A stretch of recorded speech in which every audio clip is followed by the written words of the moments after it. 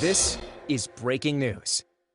Right now, Governor Murphy is delivering his 2021 State of the State address. Let's take you there.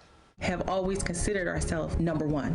Even if no one wanted to say we were number one, we're number one. That's what New Jersey has. Like, we're very strong people, and we're also very supportive people. New Jersey is surrounded by, Philadelphia and New York, and sometimes he's lost in the mix, and is a bit of a misfit. So I think it's really fitting for us to be here.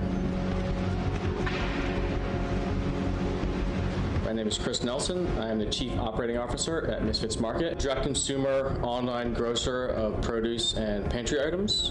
We deliver right to people's doorsteps with a mission to reduce food waste in the country. In this fulfillment center alone, we have just over 1,000 employees. My name is Monica Martinez Milan, and I'm the owner of Stumpy's Hatchet House, based out of Greenbrook, New Jersey in Somerset County. We're a place where people can come and throw hatchets, let go, release some stress, some energy. Just a place where you can come in and forget about your, anxiety or whatever it is that you're dealing with in the day for an hour or two. My name is Tawanda Taylor, and I am a Trenton Public School teacher. I teach at the same school that I attended as a little girl. Lighter or heavier. My name is Maritza Benitez. I am an emergency room nurse here at University Hospital. We're all born to do something. I've always wanted to be a nurse. When this pandemic hit, it was like block after block was on fire. I wanted to stay here and defend this house, right, against this invisible enemy, because it was my coworkers, it was my community that was burning. The pandemic dramatically impacted us in numerous different ways. We told people, hey, listen, we're here if you want to work, and we understand if you can't, but we'll be here when you're ready. We did proactively close in March and reopened in July. I didn't want to just sit at home and worry. I wanted to help. Like, how could I help? My son lost his father, Rodney Dickerson, on April 21st, 2020, and he lost him to COVID. So this has hit home. Not only am I teaching, I'm also experiencing grief along with my son. Some of my students are experiencing some grief. 19. I love that you want to count. I have super learners in our class. I want to give back. I want to give back those students. And it's our duty. It's our duty and obligation to help each generation. Bye. Bye, friends. Bye, friends. When I found out that there was a vaccine, I was overjoyed. I just couldn't wait for it to hit so that we can put an end to this, right? Because that's what it was really about.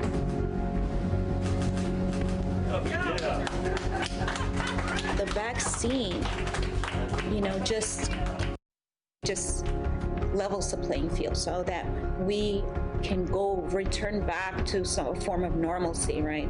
That kids can go to school, stores can be open. We can't be isolated. Being part of a community has helped keep me in a really good, positive state. South Jersey has some of the best talent around. It's only going to go up from here. I think some good things are going to happen in the next year or two. I believe that we are going to do well, and I believe that 2021 is definitely going to be a different year than 2020. We all of us have to lead together. And that is going to be a great word with a T, together. Hang in there, because help is coming. Help is coming. I have faith. I'm a woman of faith, and if you don't have any, I have enough for you. I have faith. We're going to see the end of this. Just hang in there.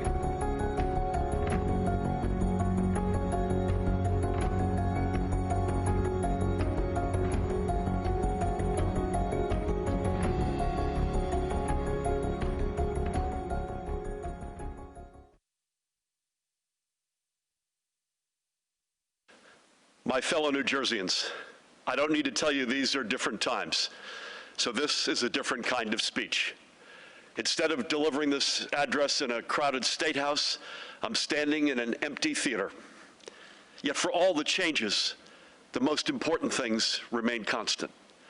Our values, our priorities, our vision, and that we are all New Jerseyans. The stories we just heard have echoed across our state for the better part of the past year. They are stories that show our grit and reveal our heart. They echo the pain of 2020, and they preview the hope of 2021. They are tied with a common thread, that we are all in this together.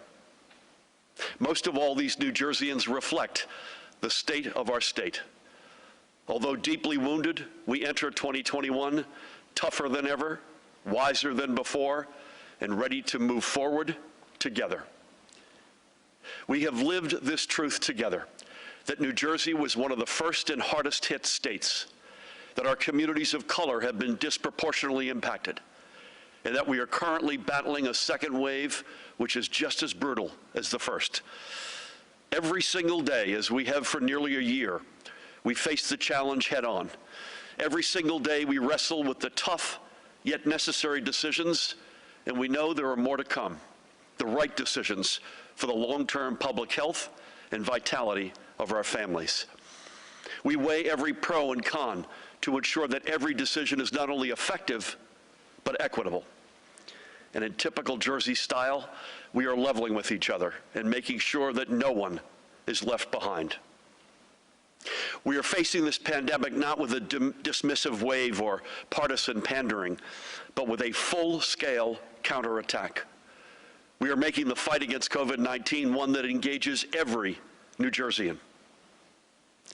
3 years ago, I took office with a pledge to rebuild New Jersey from the middle out and from the bottom up, to change the way Trenton works, not simply for the sake of change, but for the sake of people, to put working and middle-class families first. And that mission is now even more urgent. Over these 3 years, we have laid a foundation to support a stronger and fairer New Jersey that works for every family. These were the right things to do before the pandemic, and they turned out to be some of the best decisions to get us through the pandemic. Raising the minimum wage, passing earned sick leave, and expanding paid family and medical leave, making those at the very top pay their fair share with a millionaire's tax, while at the same time cutting taxes for working families with either a larger earned income tax credit or a direct rebate, or both. Protecting health care from attacks from Washington and reducing premiums for hundreds of thousands of New Jerseyans. Expanding pre-K education, making record investments in public education, while at the same time stabilizing property taxes. Making community college tuition free for thousands of New Jerseyans and expanding job training programs. These are real accomplishments that help people across our state.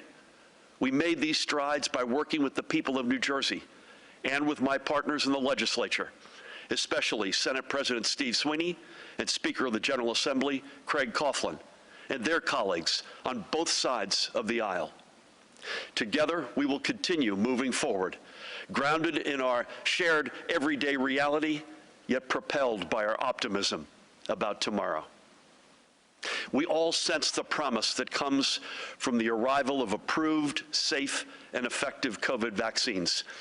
Through the tremendous work of Health Commissioner Judy Persichilli and her team of medical and scientific experts, and despite many obstacles, we have in place a plan to vaccinate every willing New Jerseyan adult resident, and hundreds of thousands have already rolled up their sleeves. 6 vaccine megasites are opening across the state, and vaccinations will be available in hundreds more places statewide. We've already streamlined the vaccination process to enhance efficiency and ensure that if you choose to receive your first vaccine dose, you'll get the proper follow-up shot. I hope you'll take a moment to visit covid19.nj.gov/vaccine to learn about the safety and effectiveness of the vaccines available to us. And by the way, you can pre-register for your own vaccination. And as our statewide vaccination program continues to grow, we will begin to see the light on the horizon get a little bit brighter. Be assured, we will get back to being able to gather and celebrate with our families and friends. We will be able to see all our children back in the schools they love. We will see our economy recover and flourish. You've heard me say that public health creates economic health. Our commitment to this ideal is unwavering. The pandemic has slammed small businesses across America, so our economic focus has been squarely where it should be, on helping our hard-hit small businesses and encouraging new ones to grow. We have been consistent in our decisions and have protected businesses, especially, by the way, restaurants, from the revolving door of openings and closings that have occurred in so many places across America. Through the New Jersey Economic Development Authority, nearly 55,000 small businesses, by the way, many of them owned by women, people of color, and veterans, have received a truly life-saving grant or a loan, and some of our nascent startups have received guarantees for vital new capital. These proactive steps have allowed businesses to keep employees on the payroll and to pay their bills. Their determination, creativity, and plain old hard work, and that of the people who work with them, has been extraordinary and inspiring. Our small business community is the backbone, not only of our local economies, but of our state's economy. These are the shops and restaurants that turn a town into a community. This is why I am so excited about the prospects for the new business and job-creating recovery plan that I signed 5 days ago, a package which I was proud to work on alongside numerous lawmakers, progressive advocates, private sector leaders, union leaders, tech entrepreneurs, and indeed small business owners. Long before I became governor, I called for sweeping and fundamental reforms to our incentive system. The old ways worked for too few and left too many behind. So we set out to create a new system that is transparent and fair, which focuses not on huge corporations, but on job-creating small businesses and innovative startups. A system that most of all promotes good-paying, future-focused jobs. A system that has sensible caps in spending and an inspector general to safeguard every penny of taxpayer money. We set out to lift up the New Jersey-based innovative companies of tomorrow through a venture fund encouraging public-private investments. And by the way, there is no other fund like it in America. We set out to turn brownfields and other long-neglected areas into new, walkable, and inviting communities. We set out to ensure workforce and affordable housing options and to eliminate food deserts. We set out to create the state's first historic preservation tax credit so our future can be built by repurposing the buildings that made us an economic power in the first place. And we set out to ensure our incentives come with strong protection for our union workers. Everything I just mentioned, everything we initially set out to do, is now reflected in our groundbreaking new incentives program. This is what change looks like. This is what putting people ahead of the powerful looks like. This is what focusing on Main Street looks like. This is what protecting today and planning for tomorrow looks like. The current economic emergency is something we haven't faced since the Great Depression 90 years ago. And the old ways of doing business weren't going to build us back stronger or more resilient. New Jersey now has a new model that sets the standard for inclusive and statewide economic growth and job creation. Growth powered by women, minority, and veteran-owned small businesses, by innovative entrepreneurs, and by those whose vision for the future preserves our history. And as New Jersey starts getting back to work, commuters will find that NJ Transit is safer and more accountable. We proved the naysayers wrong by beating the deadline for federally mandated train safety technology, completing 11 years' worth of work in less than 3. As a new Portal Bridge rises along the Northeast Corridor, they'll see our efforts to eliminate one of its most frustrating choke points. This new commuter rail bridge will not only improve the commutes for hundreds of thousands of New Jerseyans, but it will also stimulate local economies and provide thousands of new union jobs. Commuters will also see our efforts in the hiring and training of multiple classes of the new rail engineers we need to ensure on-time operations. We inherited a system with depleted ranks, and to date, I'm proud to say we've added 94 new engineers with another 82 in training. And when President-elect Joe Biden takes office next week, we're going to begin working alongside him and his team to see the full Gateway program fulfilled, including the new tunnels under the Hudson River. We are leaving for the next generation a rail system wholly different than the one we inherited. We are making historic investments in our roads and bridges.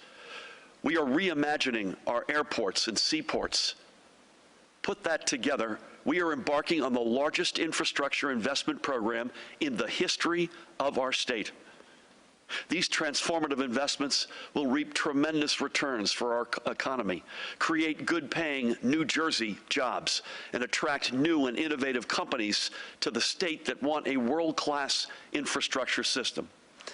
And to ensure these infrastructure investments live up to their promises, we're demanding new levels of transparency and accountability. This commitment to transparency and honesty must be a standard we set across the whole of government. Just as we can't go back to economic policies that put the wealthy and the well-connected first, we can't lean on the broken politics that put special interests first. Last year, I was proud to propose the first comprehensive set of ethics reform in a decade, with bipartisan support, I might add, and I remain committed to them. New Jerseyans need to know, not just believe, that their government has their backs. With all the turmoil in Washington, let's set New Jersey as an example for moving forward. This is how our future will be powered, by bold ideas, real oversight, and a commitment to the task at hand. It will also be powered by clean energy, using our natural resources and talent pool to reach our goal of a 100% clean energy economy by the year 2050. Just this year, we cemented our place as the country's leader in offshore wind, announcing in South Jersey both the New Jersey Wind Port and a new manufacturing facility at the Paulsboro Marine Terminal. These key first investments in offshore wind manufacturing will bring up to 2,000 good-paying union jobs to our state, along with hundreds of millions of dollars in new investments, and make us the nation's offshore wind energy leader. The clean energy economy is a once-in-a-generation opportunity. So we're bringing together stakeholders to assess our needs and to develop a robust and equitable green jobs workforce development strategy. Our strategy will ensure that these new jobs are developed and designed equitably, centering labor unions, environmental justice advocates, people of color, and women, so that our green economy is as diverse and dynamic as New Jersey. And as the first state in the nation to incorporate climate change through our K-12 education standards, we're laying the groundwork for tomorrow's workforce. Now, just as public health creates economic health, an inclusive and equitable economy must mean healthier families and safer communities. Perhaps one of the best examples of this principle at work is our effort to make our overall healthcare system more transparent, more accessible, and more affordable. We ended the drama of unexpected costs by prohibiting surprise medical bills. We created the Office of Healthcare Affordability and Transparency to empower consumers. In the midst of the pandemic, we're making sure people are not saddled with unfair expenses for COVID tests and that they have access to their provider via telemedicine. We are putting government to work to keep costs in check. And because we took the initiative to open our new state-run healthcare exchange, right now, hundreds of thousands of New Jerseyans are purchasing healthcare at premiums cheaper than when the Affordable Care Act first came online in 2014. After years of willful neglect, we are funding women's healthcare and family planning services. And no matter what happens in Washington, we are working to protect a woman's full reproductive rights as a matter of state law. At the same time, we also haven't lost sight of the maternal and infant health crisis that threatened the lives of our mothers and babies, especially mothers and babies of color, long before the COVID-19 pandemic. No mother should ever endure the pain of losing her baby, and no child should ever feel the deep loss of growing up without a mother. From day one, this belief has driven the First Lady, our administration, and countless stakeholders to implement immediate solutions. We are determined to make New Jersey the safest place in the nation to deliver and raise a baby. And as we're fighting the coronavirus pandemic, we're keeping our focus on fighting the opioid epidemic. We are working to improve our healthcare system because we know that a healthier New Jersey is a stronger New Jersey. And a stronger New Jersey is one that ensures and protects justice for all. A fairer New Jersey recognizes the powerful truth of the words, "Black Lives Matter." We are attacking and ripping up the root causes of centuries of systemic racism. Given the national moment, we can, indeed we must, choose to make our state a model for moving forward. And there is no more important step than reforming the way our communities and law enforcement work together.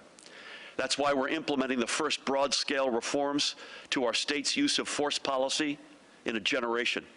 We're making our justice system more transparent and fair, not just for our sake, but to make New Jersey a national model for positive transformation in policing and ending racial inequities. And I also remain committed to eliminating mandatory minimum sentences for nonviolent drug and property crimes. These reforms are long overdue. As the Reverend Dr. Martin Luther King Jr. noted, and I quote him, "Justice delayed is justice denied." We must get this done. Together with the legislature, we are on the verge of passing an innovative and groundbreaking set of laws to reform our historically unjust approach to marijuana and cannabis. 2 months ago, you all voted overwhelmingly to legalize adult use marijuana and begin the process of ending the racial imbalance that disproportionately penalizes black and brown people arrested for marijuana offenses. We're setting up a cannabis industry that will promote the growth of new small businesses, many of which will be owned by women, minorities, and veterans. This hasn't been an easy fight, nor has it happened as quickly as I would have liked, but we are in a better place, a smarter place, and a more just place than ever before. We will continue to strengthen New Jersey's position as the best place in America to raise a family. And to do this, we are building a future where housing is more affordable and accessible for everyone. As the pandemic literally hit people where they live, we instituted strong prohibitions against evictions and utility cutoffs to protect our families. We provided rental assistance to nearly 20,000 individuals and families facing immediate challenges. And I once again urge the legislature to send to my desk legislation to give impacted renters up to 30 months to make up for back rent. We worked with our mortgage lenders to provide sensible and fair forbearance programs for homeowners struggling under the weight of COVID's economic uncertainties. And we will continue to provide assistance to those who face eviction or foreclosure and support for those who can't make rent or mortgage payments due to COVID. Yet many of our fellow residents were struggling before COVID and will continue to struggle without our help. Through the work of Lieutenant Governor Sheila Oliver, we are taking much-needed steps to expand opportunities for safe and affordable housing. This means making more down payment assistance available to would-be homebuyers, building more affordable housing units, and battling homelessness. In a time when rights are being rolled back and progress threatened, we're putting the country on notice with the nation's strongest laws for environmental justice, for combating senseless gun violence, for upholding the rights and dignity of our LGBTQ+ community, and for welcoming our immigrant communities into our inclusive and diverse family. And we are ensuring these broad and diverse voices are heard and honored. Across the nation, we have seen multiple attempts by some to diminish our democratic institutions, to try to turn baseless conspiracy theories into the basis for court challenges, and to silence the voices and throw out the votes of many Americans. We were all shocked to witness a mob incited and supported by politicians at the highest levels of government shamefully try to invalidate the votes of 158 million Americans through insurrection. The way to combat this contagion in our democracy is to further strengthen that very democracy. One way to fight back is to do what I was sent here to do: give more power back to the people by expanding democracy. We know that our democracy works best when more people, not fewer, are given access to the ballot box. And through our efforts and those of local and county officials and election workers, more New Jerseyans cast a ballot in the year 2020 than in any other year in our state's long and storied history. Now it's time to take the next step, and I'm already working with the legislature to enact a true in-person early voting law, among other measures, to further open up our democracy. Regardless of your party affiliation, your vote is your voice, and this country is better off when more of us are heard. So these are all important for our shared future, but perhaps nothing will have the long-term impact as upholding New Jersey's reputation for having the best public schools in America. We know we have room to do better and to bring more schools, more students, and more communities under that banner. Just as the pandemic has been a stress test on the fabric of our state, nowhere is this more true than within our schools. It has put an enormous strain on students, on parents, and on educators and school leaders. None of this has been easy. I say that as your governor and as a parent. And I also say from the bottom of my heart, thank you for all that you are doing. The digital divide was real long before COVID hit our state, but it became even clearer as the pandemic took hold. In 2021, no child should be denied access to all the exceptional educational opportunities of the online world. An estimated 230,000 plus students, almost entirely, by the way, from disadvantaged households, lacked either the laptops or internet accessibility or both for remote learning. So we got to work closing that digital divide. And today, 95% of those students have the tools they need, and we're close to getting the outstanding gap to zero. I wish I could tell you that no child is falling behind in this disruptive school year, but I can't. That is why our focus must turn to ensuring our students have the academic and social-emotional support needed as they rebound from the stresses of the pandemic. We've already begun to direct funding to school districts that need the most help in getting students back on track. So please know this: we are the #1 state for public education precisely because of our strong support for attending to the educational, social, and emotional needs of our entire education community. We won't let our students or our educators down now. That effort matters today, and it will pay further dividends as we move forward to close the remaining educational gaps among our students, such as by protecting school funding and expanding access to pre-K. By the way, one of the smartest investments we can make. Since we took office, working with Senate President Steve Sweeney and Speaker Craig Coughlin, we have added more than $750 million in direct classroom funding, and we've protected this investment despite the pandemic's fiscal impacts. This has been good news for our educational communities and our property taxpayers. As we've noted before, the pandemic further exposed every existing fault line in our society, and nowhere has that been more clear than in the balancing act between work and family. As COVID-19 raged, we made childcare more affordable for countless families, especially our essential workers who face the impossible task of serving their community in a time of crisis while caring for their children. But in truth, this wasn't a new problem. Working families needed help in covering the cost of childcare before the pandemic, and they will continue to need support after. Let's be very clear. Even in the year 2021, these burdens too often fall on women. When schools and work are both remote, it is women who bear the uneven load of providing childcare, continuing to perform in the workplace, and managing immeasurable other demands, both seen and unseen. I see this tug of war again and again, mothers struggling to be fully present at work and as parents. This is one fundamental reason why we created our state's child and dependent tax credit 3 years ago. We cannot afford to miss out on the contributions of half our population. Harnessing the full economic power of all of our people requires providing real affordable options for childcare that work for all families. We remain committed to easing the burden of working parents, especially moms, and creating an even more robust childcare support system. With more New Jerseyans facing food insecurity because of the pandemic's impacts, we doubled down on our commitment to the food banks, helping families to put food on their tables. And we continued our commitment to put a college education within reach of all who want it, and have made a community college education tuition-free for students from families with incomes under $65,000.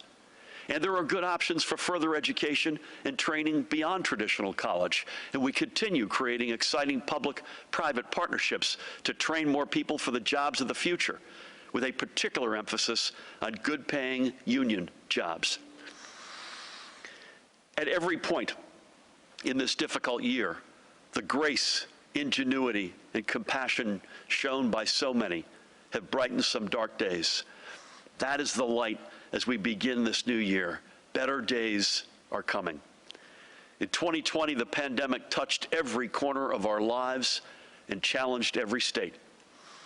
Some chose to deny COVID. We chose to fight it. We told the hard truths, made the hard choices, and never played partisan politics with people's lives. Yet some in New Jersey are suggesting the same old failed policies of decades past. They forget that after the last economic downturn, the prior administration cut taxes for millionaires, cut vital programs, left middle and working class residents behind, and as a result, we had the slowest recovery of any state in the nation. Our long-standing inequities have never been felt more sharply than during the past 10 months.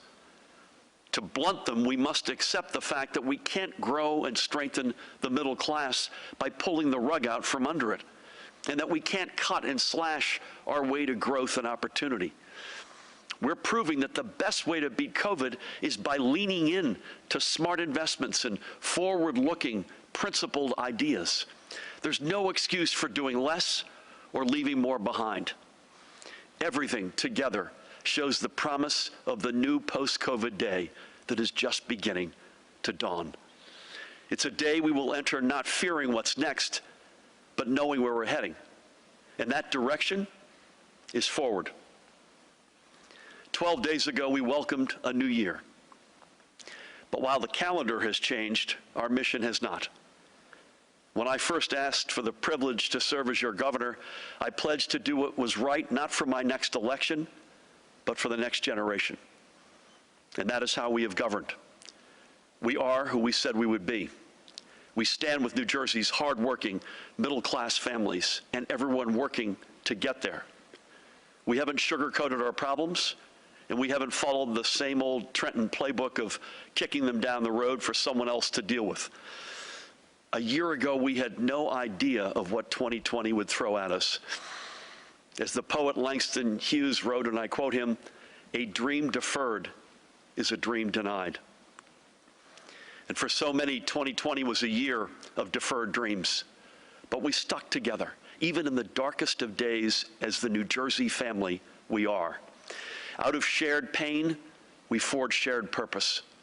And because of all we did together here in New Jersey, 2021 can be the year where dreams are once again possible and the wind is at our back.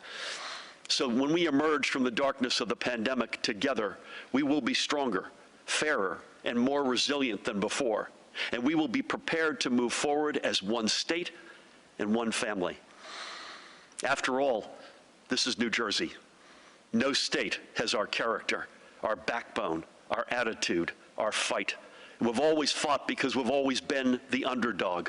We've been counted out over and over again, but we've never been bowed, and we've never, ever failed.